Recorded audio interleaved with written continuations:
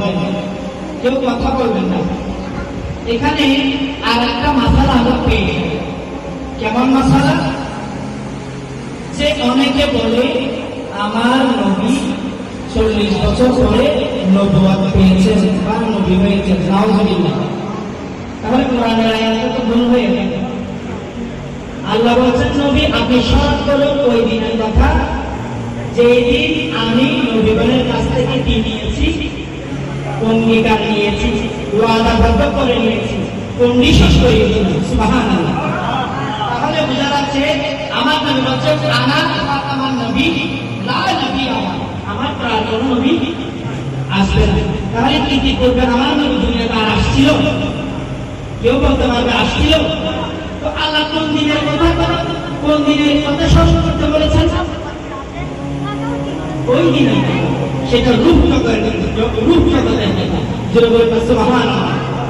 যখন আল্লাহ পাক সেমিনার করেছিলেন, ওই সেমিনারের মধ্যে আপনি কেউ ছিলেন, শুধু স্পেশাল গেস্ট।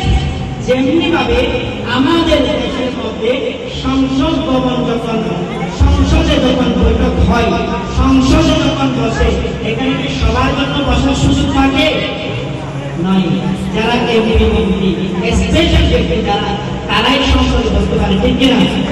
ঠিক তো আমার আল্লাহ পাক যে সেমিনারটা করেছেন, ওই সেমিনারটা শুধু নবীদেরকে নিয়ে করেছেন।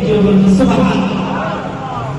ওই সেমিনারের বিষয় ছিল মওলুদুন নবী, আমার নবীর আগমনের বার্তা প্রকাশ। আমার নবীর আগমনের বার্তা প্রকাশ, ঠিক কিনা? আমি বলছি না কোরআন বলছে, আমি বলছি না কোরআন বলছে। তাহলে মিলাদ মানে, মিলাদুন নবী মানে নবীর জন্ম বৃত্তান্ত, নবীর।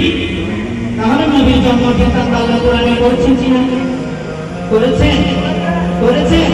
আমি যদি মিথ্যা বলি, আপনি কোরআন কারীম খুলে সূরা আল ইমরানের 21 নম্বর আয়াতটা দেখেন। সূরা আল ইমরানের 21 নম্বর আয়াতটা দেখেন। অসংখ্য আয়াত আছে, আমি সামনে বর্ণনা করব, সময় হবে কিনা রাসূলুল্লাহ।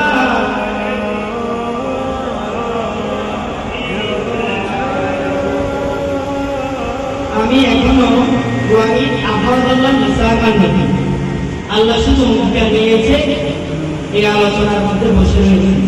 আয়াতটা দীর্ঘ। তারপর বলছেন যে লামা আতাইতুকুম মিন কিতাবি ওয়া হিকমা, সুবহানাল্লাহ।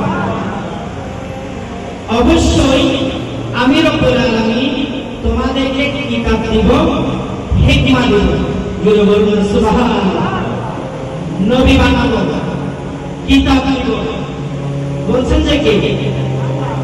বলছেন যে কে? কাদেরকে বলছেন?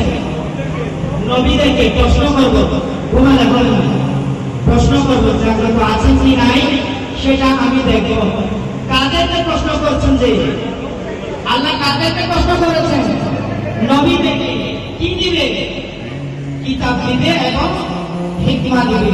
নবী বানাবে, সম্মানিত করবে, আজমত ওয়ালা করবে। সুবহানাল্লাহ। তবে একটা শর্ত আছে, তবে একটা কি আছে? শর্ত আছে। তোমাদের কাছে আসবে রাসূল, সুবহানাল্লাহ। শর্তটা হচ্ছে তোমাদের কাছে একজন কি আসবে? রাসূল আসবে। রাসূলটাকে শর্ত দিয়েছে আল্লাহ, তোমাদেরকে নবী বানাবো, হিকমা দিব। তবে শর্ত আছে। শর্তটা কি? একজন রাসূল আসবে। কে আসবে? একজন রাসূল আসবে। তিনি হবে তোমাদের নবুয়তের সত্যায়নকারী। সুবহানাল্লাহ। আমি বলছি না কোরআন বলছে, আমি বলছি না কোরআন বলছে, কোরআনই তো বলছে। আল্লাহ বলছেন যে সেমিনার করেছিলাম, ওই সেমিনারে শুধু নবীরাই ছিল, শুধু নবীরাই ছিল। আমি তাদের কমিটি কাজ করব। অঙ্গীকার নিচ্ছি, কিতাব দিব, নবী বানাবো, সম্মানিত করবো। তাদের শর্ত হচ্ছে আমার নতুন নতুন দুনিয়াতে আগমন করবে, তাদের নবুয়তি বর্ণনা বাদ দিয়ে আমার নবীর মিলাদের সাথে, আমার নবীর কাজের সাথে, আমার নবীর নবুয়ত প্রদানের সাথে, আমি রব্বুল আলামিনের দ্বীন প্রদানের সাথে, আমার নবীর সাথে লেগে যাবে। বলুন সুবহানাল্লাহ।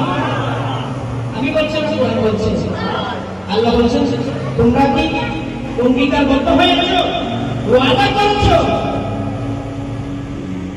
সবাই বলছেন ইয়া রাব্বাল আলামিন, আমরা অঙ্গীকারবদ্ধ হয়েছি, ওয়াদাবদ্ধ হয়েছি, আমরা আপনার কন্ডিশন মেনে নিয়েছি।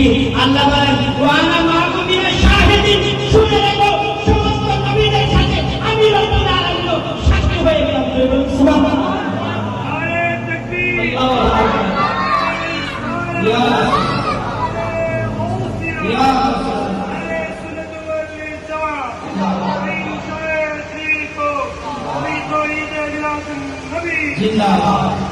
আমার কথা আপনারা বুঝতেছেন।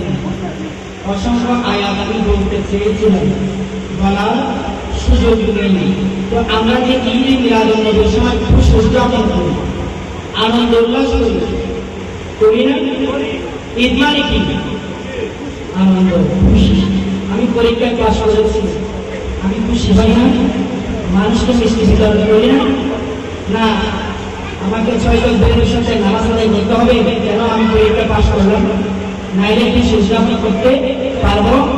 বিষয়টা কেমন?